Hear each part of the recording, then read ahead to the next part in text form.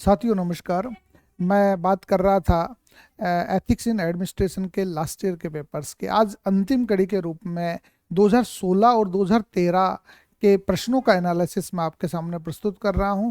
कारण क्या है कि 2013 और 2016 में सिलेबस अलग प्रकार का था। ये पेपर थर्ड में ये प्रश्न आया करते थे, लेकिन 2018 के बाद में सिलेबस चेंज हुआ और पेपर सेकंड में एक अलग यूनिट के रूप में ये सारी चीज़ें आई है। तो मैं बात करूँ आपके आर एस मीन्स 2016 की। 2016 में ये प्रश्न आया है साथियों कि सुकरात के अनुसार सद्गुण को परिभाषित कीजिए।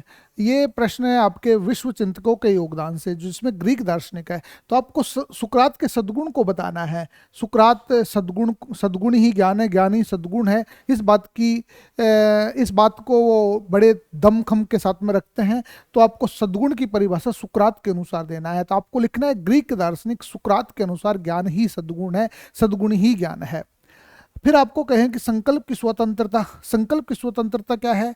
संकल्प की स्वतंत्रता आपको बतानी है कि बिना लोभ, मोह और राग द्वेष से विशुद्ध कर्तव्य चेतना आधारित कार्य करना संकल्प की स्वतंत्रता कहलाती है। तो ये कांट के अनुसार बता सकते हैं, फ्रीडम ऑफ विल बता सकते हैं, जहां पर किसी प्रकार का दबाव न हो, वो संकल्प के स्वतंत्र हो। अपने मन से किया गया कार्य संकल्प के स्वतंत्रता अपने शब्दों में देना है और उदाहरण सहित दोगे तो आपको अच्छे 2 में से 2 अंक मिलने की संभावना है। फिर आती है इसमें कर्तव्य की को परिभाषित कीजिए। साथियों यहाँ ड्यूटी के बारे में बताया गया कि ड्यूटी को एक नैतिक कर्तव्य के रूप में आपको प्रदर्शित करना है, उसके उदाहरण बताना है।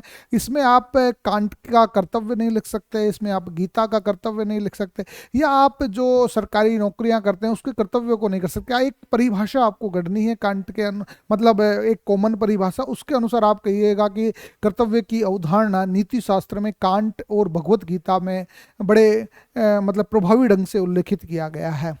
अब हम बात करें कि गीता के अनुसार परधर्म को स्पष्ट कीजिए।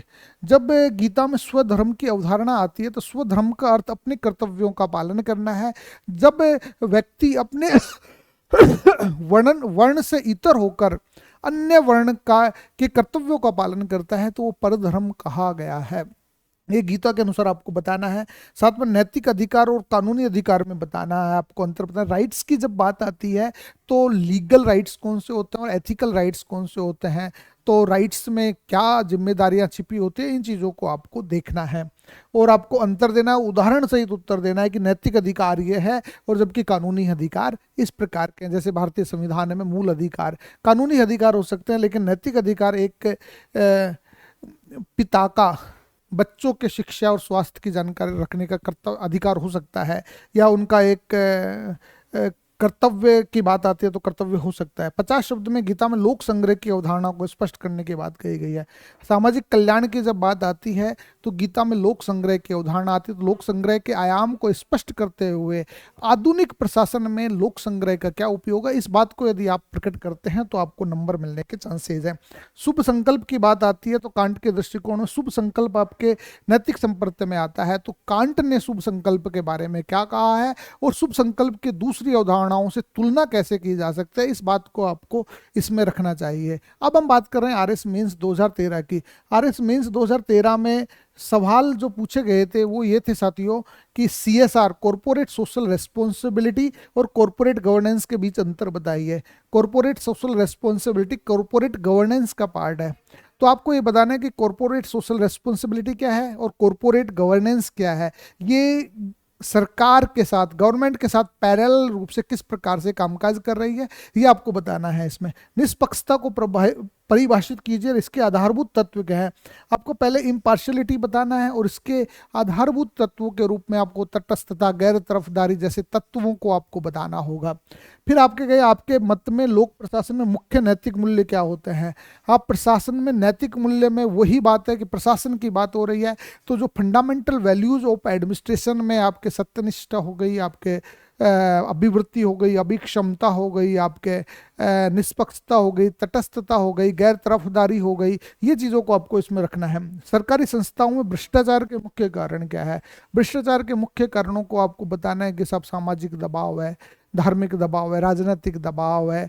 तो ये सारे के सारे दबावों के आधार पे आपको भ्रष्टाचार के कारण बताने पड़ेंगे। 50 शब्दों के अच्छे प्रश्न आए थे 2013 में, जब हम देखते हैं कि समाज के कमजोर वर्गों के प्रति लोक सेवकों को अधिक करुणामय बनाने हेतु 3 सुझाव दीजिए। ये 3 सुझाव आप एक तो टी ग्रुप ट्रेनिंग की बात कर सकते हो, एक सेंसिटिव ट्रेनिंग्स की बात कर सकते हैं, हम बात कर सकते हैं कि उनको एक ऐसा माहौल दे दिया जाए जिसकी वजह से वो करुणामय हो जाए उनका।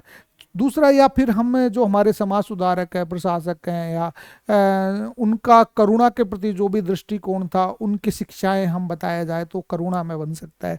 दूसरा प्रश्न, नीति शास्त्र विविध आयामों से युक्त संवर्ती शास्त्र, टिप्पणी कीजिए।